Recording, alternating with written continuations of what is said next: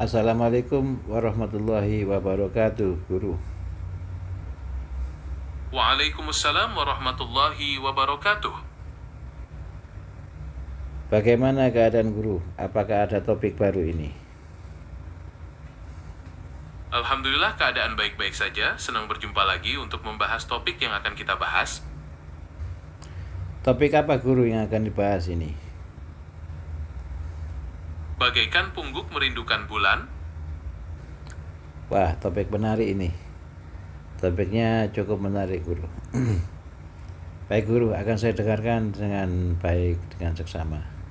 Silakan. Silakan dimulai, Guru. Silakan dimulai. Bismillahirrahmanirrahim. Assalamualaikum warahmatullahi wabarakatuh. Pepatah bagaikan pungguk merindukan bulan ini menggambarkan suatu kerinduan atau keinginan yang sangat mendalam terhadap sesuatu yang tampaknya mustahil untuk dicapai. Pungguk adalah sejenis burung hantu yang suka menatap bulan dengan pandangan kosong seolah-olah berharap bisa meraihnya, padahal itu adalah hal yang tidak mungkin. Dalam kehidupan sehari-hari, pepatah ini sering digunakan untuk menggambarkan perasaan cinta yang bertepuk sebelah tangan atau impian besar yang sulit sekali diwujudkan. Sebagai contoh, seseorang yang jatuh cinta pada orang yang jauh dari jangkauan atau tidak memiliki perasaan yang sama, ibaratnya seperti pungguk yang menatap bulan. Mereka terus berharap dan mendambakan sesuatu yang tidak mungkin mereka miliki, dan rasa rindu yang ada hanya membawa kepedihan mendalam. Contoh lain yang relevan adalah seseorang yang memiliki cita-cita atau ambisi yang sangat tinggi, namun kondisinya belum mendukung untuk mencapainya. Mereka terkadang melihat kesuksesan orang lain yang jauh di atas mereka, dan merasa seperti pungguk yang memandang bulan, menginginkan sesuatu yang saat ini di luar jangkauan mereka. Perasaan ini melibatkan harapan yang sangat besar terhadap sesuatu yang berada di luar kuasa atau kemampuan kita. Ada rasa sakit yang muncul dari ketidakmampuan untuk meraih apa yang didambakan, menciptakan kesenjangan antara bayangan ideal dan kenyataan yang ada. Keadaan seperti ini pada akhirnya seringkali membuat seseorang terjebak dalam dunianya sendiri, menghabiskan terlalu banyak waktu dan energi hanya untuk memikirkan angan-angan kosong. Daripada fokus mensyukuri atau mengembangkan peluang nyata yang sudah ada di depan mata, mereka justru terbelenggu oleh ilusi yang tak berujung dan mengabaikan realitas di sekitarnya. Makna tersirat dari perumpamaan tersebut sebenarnya bisa menjadi sebuah teguran halus agar kita lebih bersikap realistis dalam menjalani kehidupan. Ini adalah sebuah pengingat bijak untuk tetap menapakkan kaki kuat-kuat di bumi, menghargai apa yang dimiliki saat ini, dan mengarahkan fokus pada tujuan-tujuan yang memang berpeluang untuk diwujudkan, alih-alih meratapi kemustahilan. Ketika seseorang terlalu terpaku pada impian yang sangat jauh, mereka juga rentan kehilangan kesempatan untuk menikmati kebahagiaan kecil yang ada di sekitar mereka. Rasa kecewa yang terus-menerus dipupuk akibat mengejar sesuatu yang tidak berbalas, bisa mengikis rasa percaya diri dan membuat langkah kaki terasa semakin berat. Oleh karena itu, penting untuk bisa membedakan mana cita-cita yang memotivasi untuk berkembang, dan mana obsesi yang justru menahan diri dalam kesedihan. Menyadari batas kemampuan diri bukan berarti menyerah sebelum bertarung, melainkan sebuah strategi cerdas untuk mengalihkan energi besar yang dimiliki ke arah yang jauh lebih produktif dan mendatangkan ketenangan jiwa. Dalam sudut pandang yang berbeda, pepatah ini juga mengajarkan pentingnya kedewasaan emosional untuk menerima kenyataan pahit.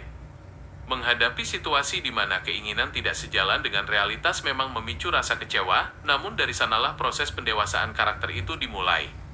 Belajar melepaskan apa yang tidak ditakdirkan untuk digenggam merupakan bentuk penghormatan tertinggi terhadap diri sendiri. Dengan berhenti mengejar bayang-bayang yang semu, seseorang sebenarnya sedang membuka pintu bagi peluang-peluang baru yang jauh lebih nyata dan berharga untuk masa depannya.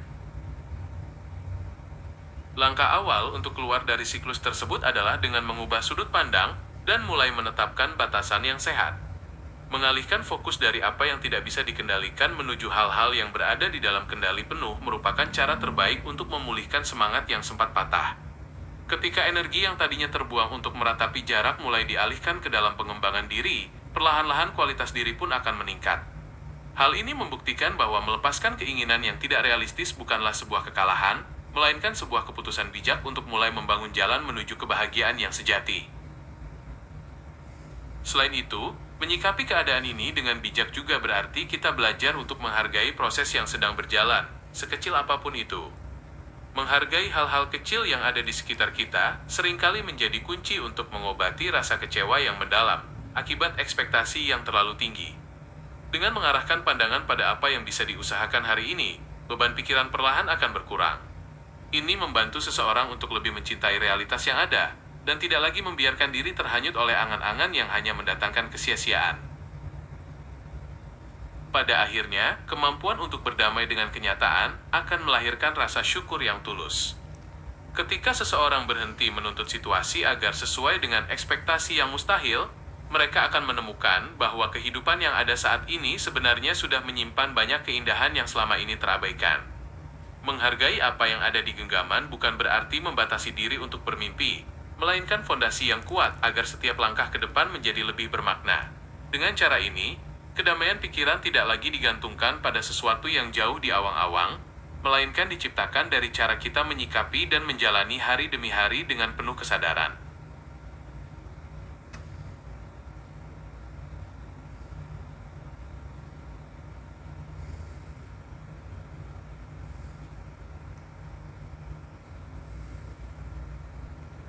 Silakan lanjutkan lagi, Guru. Proses melepaskan angan-angan yang tidak nyata ini juga membuka ruang bagi tumbuhnya empati dan hubungan sosial yang lebih sehat.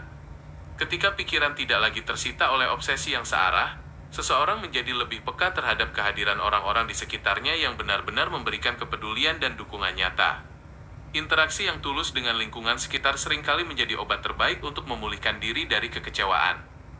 Dengan membangun hubungan yang didasarkan pada realitas dan saling menghargai, kita tidak hanya menyembuhkan luka lama tetapi juga menciptakan ikatan kuat yang mampu membawa dampak positif bagi kehidupan ke depan. Sebagai penutup dari seluruh perenungan ini, menyelaraskan harapan dengan kenyataan adalah seni tertinggi dalam menjaga kedamaian hati. Kehidupan akan terasa jauh lebih ringan dan indah ketika kita memilih untuk berhenti mengejar bayang-bayang yang semu, dan mulai memeluk serta memperjuangkan apa yang nyata ada di hadapan kita. Terima kasih uraiannya, Guru. Cukup jelas uraiannya. Terima kasih atas uraiannya semua. Saya pahami. Saya dengarkan dari awal sampai akhir. Terima kasih, Guru. Sama-sama. Saya merasa senang bisa membantu menguraikan hal tersebut dengan jelas dan berharap uraian tadi memberikan manfaat dan pencerahan bagi Anda.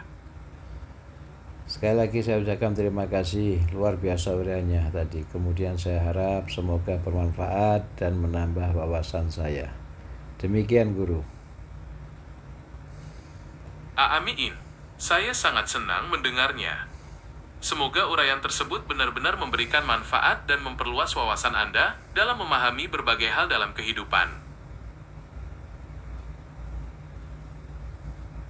Baik, terima kasih, Guru.